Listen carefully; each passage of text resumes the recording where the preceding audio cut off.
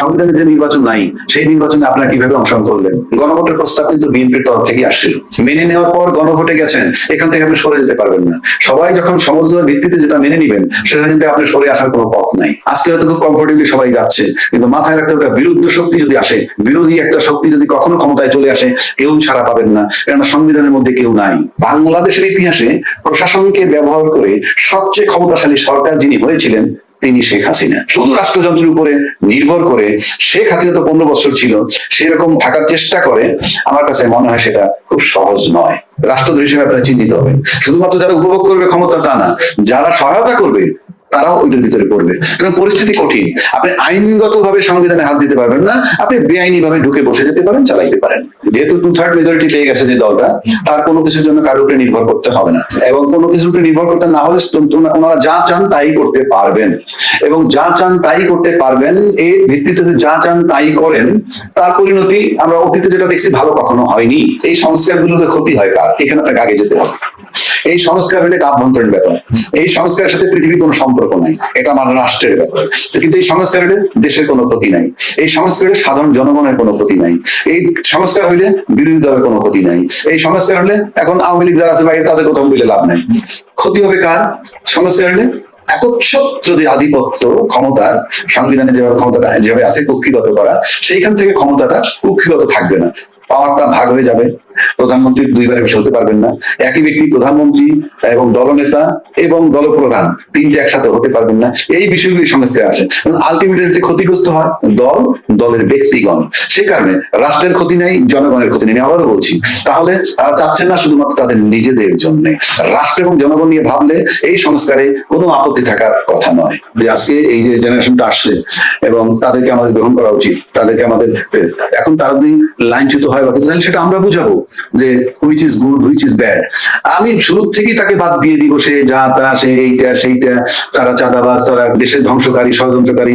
আজকে তাদেরকে আমরা বলতেছি যে তোমরা আন্দোলন করে নাই, তারা বেআইনি কর্মকাণ্ড করছে, মক করছে, মক করে সরকারে তারাইছে, ভালো কথা, সরকারকে তারাইছে, মক করে করাই থাকে। তো তারপরে যে সরকারটা আসলো সেটাও সেটার ফসল, এবং তার অধীনে যেটা নির্বাচন করে যেটা আসলো সেগুলো তো সবই ওই মবের পরে, যখন ছাত্রদের বেআইনি কর্মকাণ্ড করার পর যখন শেখ হাসিনা চলে গেল, তারপর যারা আছে তাদের সবই তো বেআইনি।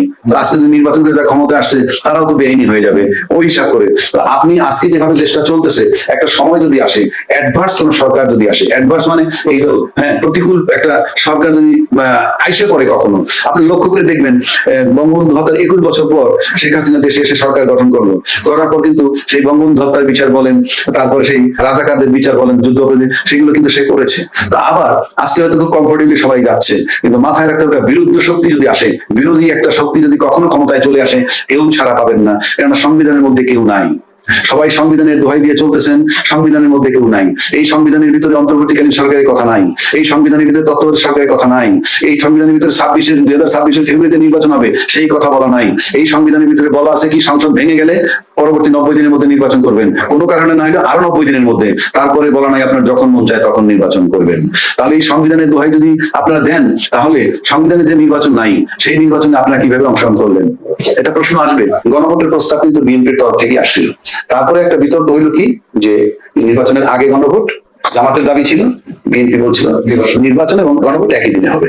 ফাইনালি নির্বাচন এবং গণভোট একই দিনে, এবং প্রেসিডেন্ট একটা আদেশ জারি করছে।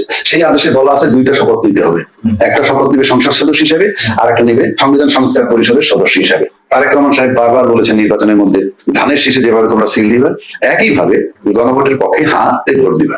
এবং বিএনপি জিতছে, আমি মনে করি তারেক রহমান সাহেবের ওই এক বক্তব্যে গণভোটে জয়লাভ করছে। যেই গণভোট আপনি মেনে নিয়েছেন, সবাই আইনের কথা বলেন, কিন্তু আপনি যেটা দলমত নির্বিশেষে বাংলাদেশ সবাই মেনে নিলেন, সব দল মেনে নেওয়ার পর গণভোটে গেছেন, এখান থেকে আপনি সরে যেতে পারবেন না। সবাই যখন সমঝোতার ভিত্তিতে যেটা মেনে নিবেন, সেখান থেকে আপনি সরে আসার কোনো পথ নাই।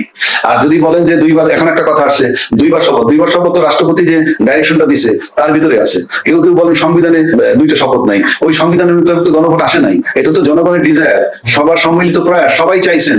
রাজনৈতিক দলগুলো 8 মাস স্ট্রাগল করেও যখন সমাধানে আসতে পারেন নাই, তখন এটা গণভোটে গেছে, এবং গণভোটে যাওয়ার পর এখানে আসে। এখান থেকে আপনি সরে যাওয়ার পথ নাই। এখন যদি আপনি সরে যান, আপনি 2/3 মেজরিটি নিয়ে যারা ক্ষমতায় আসছেন, তারা যদি ভাবেন আমি মানলাম না, মানলেন না, নো ম্যাটার, বাংলাদেশে তো নতুন কিছু না। বাংলাদেশে এরকম এমন হইতে যে নতুন না, এটা পুরনো, এরকম অতীতে হয়েছে, আপনি মানবেন না, মানবেন না। আপনি জনগণের প্রতিশ্রুতি দিচ্ছেন যে এটা গণভোটে যাবে, আজ যুক্ত মেনে নিবেন, প্রতিশ্রুতি যদি না মানেন না মানবেন, কিন্তু প্রশ্ন হচ্ছে যদি এই প্রতিশ্রুতি আপনি না মানেন তাহলে কনসিকুয়েন্স কি হবে সেটা সময় বলবে। যেহেতু 2/3 মেজরিটি পেয়ে গেছে যে দলটা, তার কোনো কিছুর জন্য কারোর উপরে নির্ভর করতে হবে না, এবং কোনো কিছুর উপরে নির্ভর করতে না হলে ওনারা যা চান তাই করতে পারবেন, এবং যা চান তাই করতে পারবেন। এর ভিত্তিতে যা চান তাই করেন, তার পরিণতি আমরা অতীতে যেটা দেখছি ভালো কখনো হয়নি। জামাত এবং এনসিপি তারা যে 11 দলীয় জোট করছে, এখানে একটা জিনিস লক্ষণীয় যে বিরোধী দল হিসেবে তারা জামাত কিন্তু আপনার সিঙ্গেল মানে নিজেরা শুধু নির্বাচন করে মাত্র 3টা সিট পেয়েছিল, আর জোটে গিয়ে বিএনপির সাথে একবার 14টা একবার 18টা পেয়েছে। 3টা সিট যে জামাত পাইতো তারা 68টা সিট পেয়েছে, এটা অলমোস্ট প্রায় 23 গুণ। এটা কিন্তু বিশাল ডেভেলপমেন্ট। আর যে রেকর্ড আছে তাদের প্রায় 52-53টা সিটে 70 ভোট থেকে 5000 ভোট এই ব্যবধানে হারছে, এবং তাদের মোট ভোট কাস্টিং এর ভোট পেয়েছে 31%। এই 31% ভোটার জামাতকে যারা দিছে, তারা যে সবাই জামাত করে সেটা আমি যদি নাও বলি, বা দ্বিদলীয় শাসন ব্যবস্থা দেখে সে কারণে তারা হয়তো তৃতীয় একটা শক্তি দেখতে চেয়েছিল। ক্ষমতায় আসতে পারেনি সেটা ভিন্ন কথা, তা নাহলে এত ভোট তাদের পাওয়ার কথা নয়। এখন যারা ভোট দিছে আশাবাদী হয়ে, সেই ভোটার গুলো কিন্তু সারা মানসিক ভাবে তাদের সাপোর্ট দিবে। মানে আপনি এবারের বিরোধী দলটা কিন্তু কাস্টিং ভোটের একটা বিরাট অংশের ভোটারদেরকে নিয়ে বিরোধী দল, সুতরাং তারা হয়তো চিন্তা করতেছে এইটা যে আমরা পার্লামেন্টে শুরু করবো আমাদের যাত্রা, আমাদের বিতর্ক, পার্লামেন্টে বিতর্ক শুরু করবে, এবং গণতান্ত্রিক দেশ হিসেবে আমিও আশা করি পার্লামেন্ট থেকে বিতর্ক শুরু হোক কঠিন ভাবে। এবং তারা একটা বলছে যে তারা শ্যাডো গভর্নমেন্ট করবে, এবং শ্যাডো গভর্নমেন্ট তো আপনি ভালোই জানেন প্রতিটা মন্ত্রণালয়ের সাথে কাউন্টার একজন মন্ত্রী, একজন সরকারি হিসেবে মন্ত্রী হতে পারে, আর এমনি শ্যাডো গভর্নমেন্ট, সুতরাং তারও প্রিভিলেজ থাকবে, প্রত্যেকটা দপ্তরের খবর সে নিতে পারবে, নিয়ে সেটা যদি বিতর্ক শুরু করে পার্লামেন্টে ভালো, যদি এই বিতর্কের মধ্যে থেকে গণতান্ত্রিক চর্চা চলতে থাকে ভালো। আর যদি 2/3 মেজরিটি পাওয়ার কারণে সবাইকে উপেক্ষা করে, আলটিমেটলি উপেক্ষা করতে থাকে, তাহলে তো আমরা অতীত সরকারের সাথে এতে কোনো পার্থক্য দেখবো না যদি এটা করেন। কিন্তু আমরা চাই না সেই ঘটনাটা পুনরাবৃত্তি হোক। এই কারণে বলছি, বাংলাদেশের ইতিহাসে প্রশাসনকে ব্যবহার করে সবচেয়ে ক্ষমতাশালী সরকার যিনি হয়েছিলেন তিনি শেখ হাসিনা। এত কঠিন ভাবে মানে সমস্ত সরকারি রাষ্ট্রীয় অর্গানকে ব্যবহার করে সরকারি পরিচালনা করা ওনার চেয়ে শক্তিশালী কেউ এ পর্যন্ত হয় নাই। 2 নম্বর, তখন প্রশাসনকে সে ইনশিওর করছে এইরকম যে আমি তোমাদের টপে আছি, আমি তোমাদের আশ্বস্ত করছি।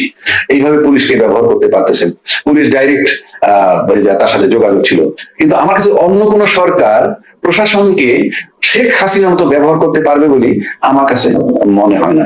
সেদিকটা বিবেচনায় করতে গেলে রাষ্ট্রযন্ত্রের উপরে, শুধু রাষ্ট্রযন্ত্রের উপরে নির্ভর করে শেখ হাসিনা তো 15 বছর ছিল, সেরকম আরো কেউ যদি থাকার চেষ্টা করে, আমার কাছে মনে হয় সেটা খুব সহজ নয়।